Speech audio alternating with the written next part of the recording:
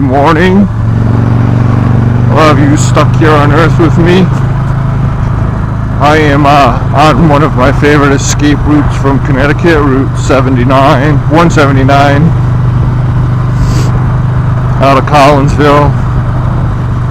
And I'm going to take you on a little ride with me this morning and talk about all my motorcycles. Yeah, we're going to do a history of Payne's motorcycle dating. I worked on the camera last night. I hope I have it straightened out, and I have the E up on the bar. I looked for a place to put it pointing forward this morning, but nothing was working out for me with the mounts that I have. So you're going to get to look at me for a little bit. We'll try that view for this ride. Anyways, I don't want to talk much about cameras. We got to get on with the bikes. And I probably started riding when I was around 10, and I crashed through a stone wall that my dad built, and got my ass kicked and had to rebuild the stone wall. But I don't know, I was kind of hooked from that. But we're not going to talk about the dirt bikes or anything like that. We'll jump right into the street bikes. My first was a hunk of shit. It was an old, I think probably a 76 or 77 Honda CB360. I don't even know how the damn thing ran. Things were hanging off it, but you know, as a first bike, I learned quite a bit, like how to stick things back together and whatnot. I don't remember too much about it other than it didn't really work very well, didn't really go very fast. But it got me around, and I learned a few things on the street. After that, I had that for a little bit, and then after that, I bought actually my first new motorcycle, a little industrious little shit, and had a job. And I purchased, and I'm not really good with details like years and everything, but you know, in the early 80s, I purchased a brand new Honda Ascot FT500.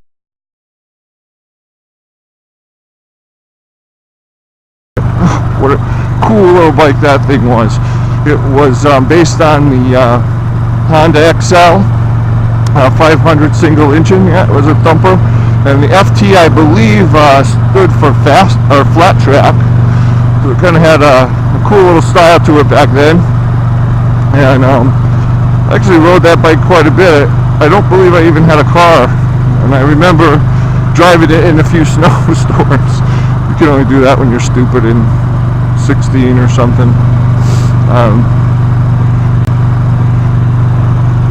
I'm not quite sure I wanted to get rid of it, but I jumped up from that to one of my favorite bikes of all time. I still remember this bike and actually wish that I had kept it, but things happen. That is that.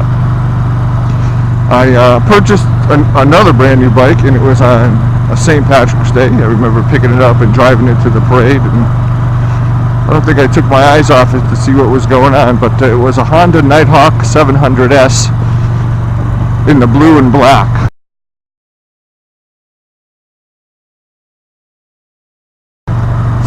It was just such a cool bike. I rode it everywhere. Well, at least what I thought was everywhere. I probably you know, maybe got out of the state of Massachusetts a little bit, but in one trip I took to the Cape, where I proceeded to fall asleep after like 11-hour day at the bars. Yes, that did happen, and luckily it was on a flat road by the beach, and I stuck the bike and me into a set of reeds where I woke up, standing straight up, undamaged, unscathed. Yeah, another lesson learned: don't drive tired or start drinking a lot of coffee. The bike served me well for a long time. I did also have a bad wreck on it, the one and only wreck that I had, and yeah, I was going too fast.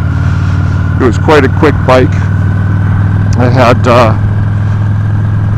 come into a corner a little too hot that was gravelly, and bike just came out from under me, and I basically face planted to the road. That's the last thing I remember before I woke up in the hospital. Let me zip around this. So yeah, I put it down, woke up in the hospital with a nurse scraping my back with some kind of sponge, getting the road debris out, and I was wearing a helmet, thank God, because I did face plant, and a full face helmet, but the rest of me was wearing a t-shirt and sweatpants and sneakers. So even at the age of 18 or whatever I was, that was the lesson learned. Now I dress in gear and always wear a helmet. Fixed the bike up. It actually didn't get too badly damaged. I took the worst of that. Did break my back and lots of road rash. Anyways, Nighthawk 700S, my favorite. I sold it for some reason. I think the accident kind of freaked me out a little bit. I had a couple of friends with Ninjas at the time, and we had spent some time going very fast on the highway. I don't even want to talk about that. Stupid stuff. After I sold the Nighthawk, I wanted to go with something a little more sedate. And what does one do when wants a more sedate bike? You get a Harley. And this was toward the late 90s. And Harley had just released the 883 Sportster.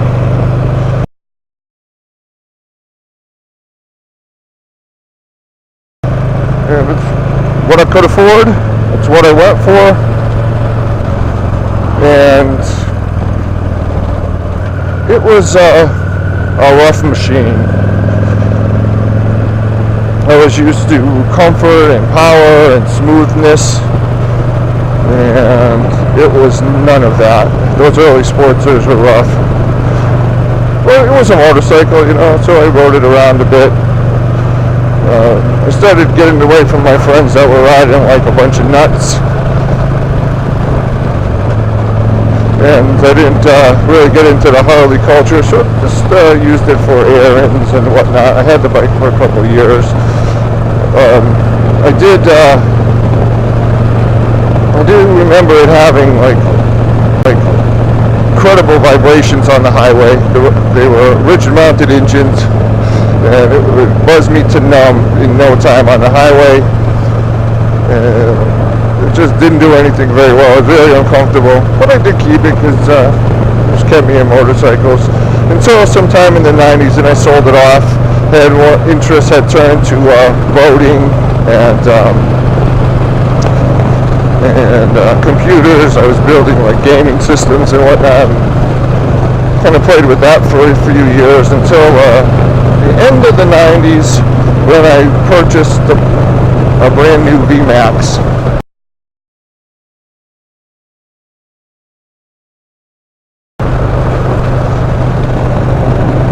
And I was going through some life changes at the time, and a friend of mine wanted to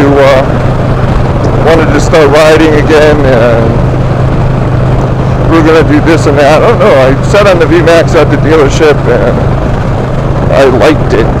And I never had anything like that before. It felt great, it felt muscular, and I purchased it. And over the next few years, it just became the most dreaded thing that I ever owned. It was supremely uncomfortable. It didn't handle for shit. The only thing that bike had was a very, very strong engine to about 100 miles an hour.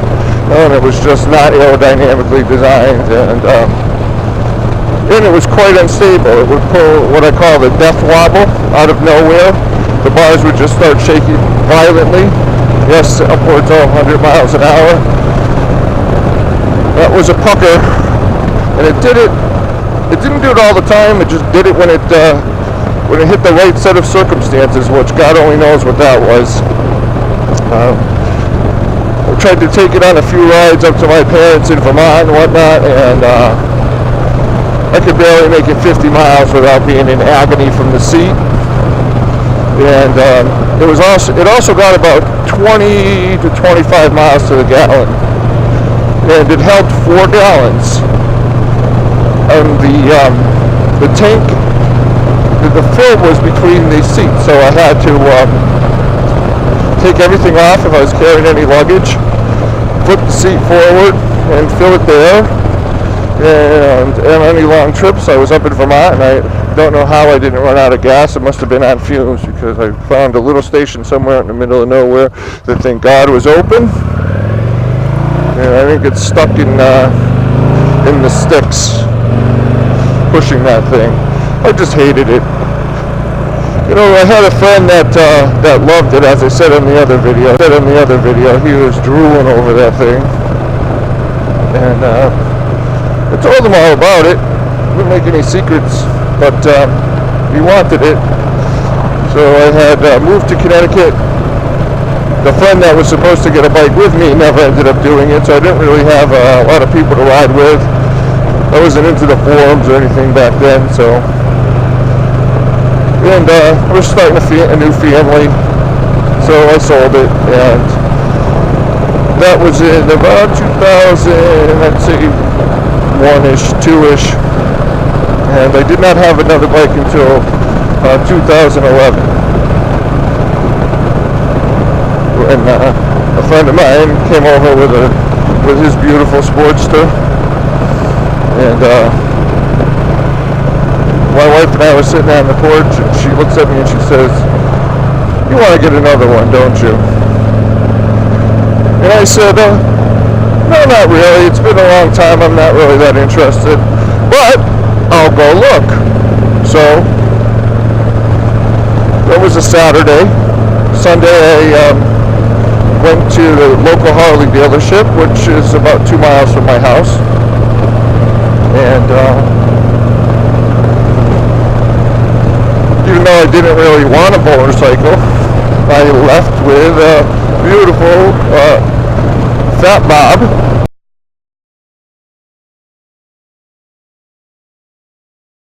That was recently traded in. I think it had about 2,500 miles on it. The owner had pretty much decked it out. Pipes, stage 1, bags, windshield. I don't remember what else, but it was pretty well set up. And I'm thinking,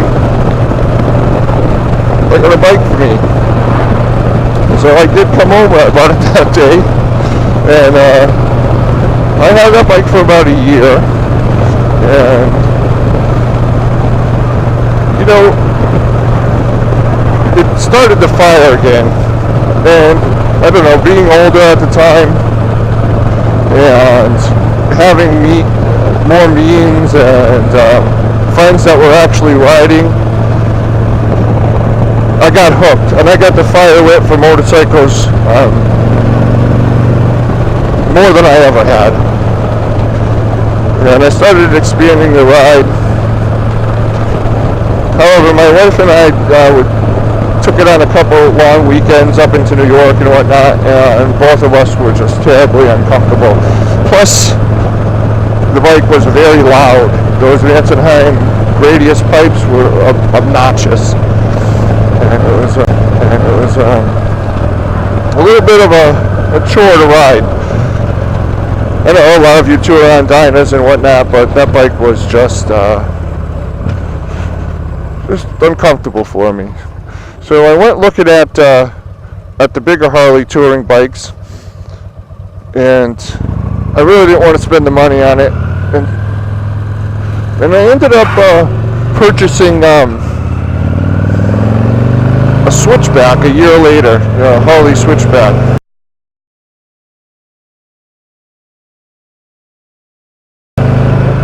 And I was able to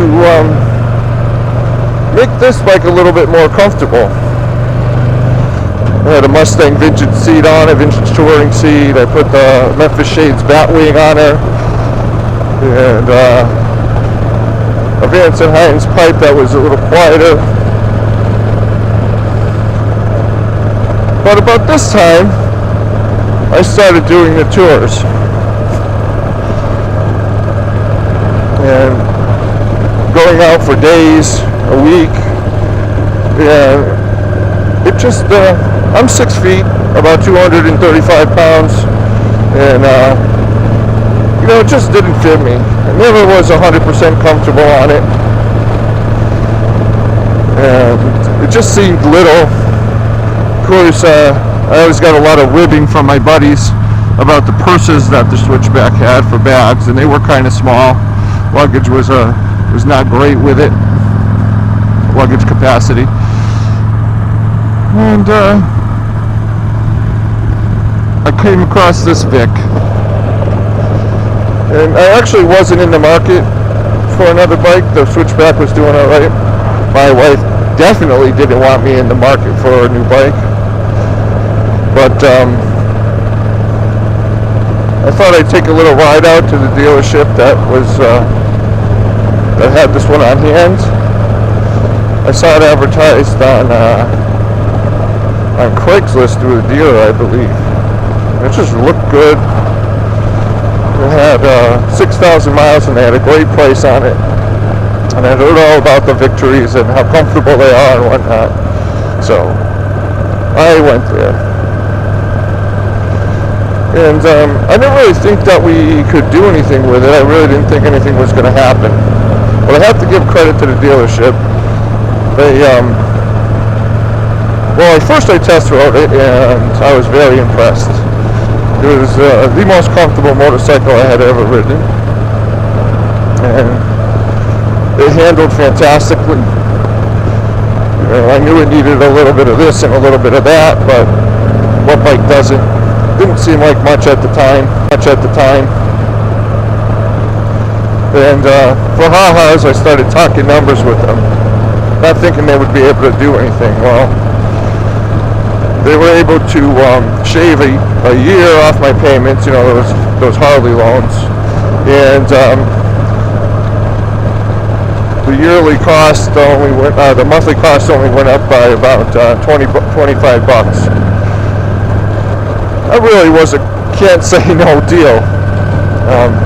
They worked it out and I signed the papers. So a week later I picked it up. This was in May of 2014. And we've been going ever since. And like I explained in the tour video of this bike, it's had its problems. At first I just put a old Cobra tuner on it. I drilled out the pipes and put in one of the factory high flow air filters. This, and it ran great. It was doing everything I wanted it to do.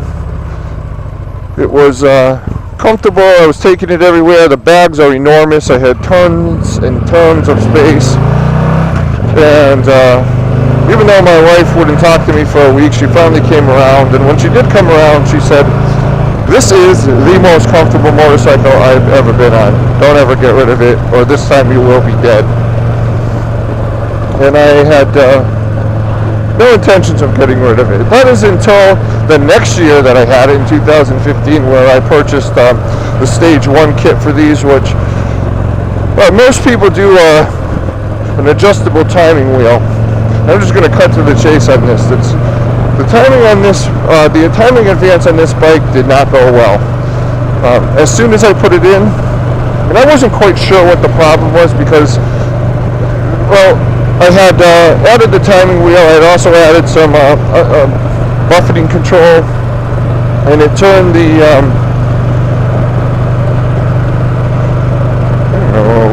the little leery there. Sorry.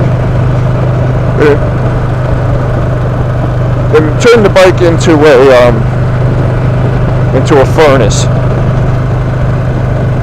It took me quite a while to figure out what was going on because, the general consensus is that adding timing advance makes the bikes run cooler, and, with the Stage 1 and the tuning, they have better fueling and they run a little richer and cooler, except this thing was cooking me.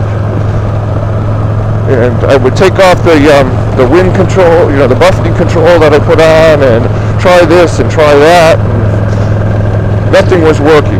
And I was on the verge of getting rid of it. Thank God my wife told me I'd be dead if I did, because even then I loved the bike, outside of what I was having issues with, heat and buffeting. So I kept working on it, and what I eventually ended up doing was actually pulling every single thing I put on it off and almost going to get back to stock. And I realized at that point that it was, it was running like it used to. I wasn't being cooked. I could have the buffeting control I wanted, and through a series of trials, I figured out that it just did not like the timing advance. And I went to a non-victory tuner, this guy John at Dyno Solutions in Brookfield, Connecticut, and he did some testing on it with and without the advance, and found that it made absolutely no difference in the power or torque curve or anything like that. So basically I turned it off. And I also discovered a few things that work beautifully for buffeting control, like these tank wings that I showed you in the touring video attached to the cheese wedges, and this Madstad windshield. This is a godsend, and I was getting a little. The seats I had on it were okay. The stock seat is probably one of the better stock seats you can get. But like all seats, stock seats, the padding gives out, the foam gives out after not too long. So on long rides, I'd be sitting on the pan. I have to shift around this, that, and the other thing. I eventually I put on a Drag Specialties touring seat, which worked nicely. But it was very slippery, and I had to constantly shift myself in position. And after a while, that seat also started to break down as far as the padding goes. I'd be on it for 2 or 3 hours, feel the padding going away. And I put this Corbin on. And the Corbin is pretty stiff, but people complain about it. For me, the way I feel when I sit on it, no, it's not the most comfortable plushy thing that you're ever going to put your butt in, but it feels good, and it feels the same after 8 hours as it does after 8 minutes. You put your butt in, it doesn't go away. And they probably have about maybe 500 miles on this seat, probably a little less actually. And they say it doesn't even break in until 1,000 or 1,500 miles. But basically, I have the bike exactly how I want it. I did cams. It's nicely powerful for what it does. 112 horse, 113 foot-pounds of torque on an utterly flat torque curve. If you look at the dyno sheet, it starts at about 2,200 RPMs and stays dead flat until it starts falling off somewhere around 4. But at that point, the horsepower from the cams is starting to peak. And if I want to, just shoot like a rocket. But in general riding, just pulls so nice. Any gear works. The sound is great. And with 48,000 miles on the bike, I think it's just where I want it, and I plan to keep it to at least 100,000 miles. Fingers crossed, though, with victory close. Kind of rolling the dice here, but I don't think she's going to give me any problems. These bikes are really over-engineered.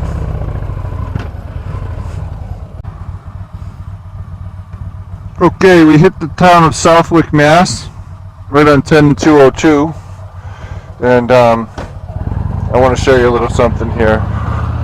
So if you're anywhere in the country, even Hawaii, or Alaska, you should come to Southwick. Okay, maybe that's a little extreme, but for all my health food talk, I love donuts. And right there, in the green and red sign, that's Mrs. Murphy's.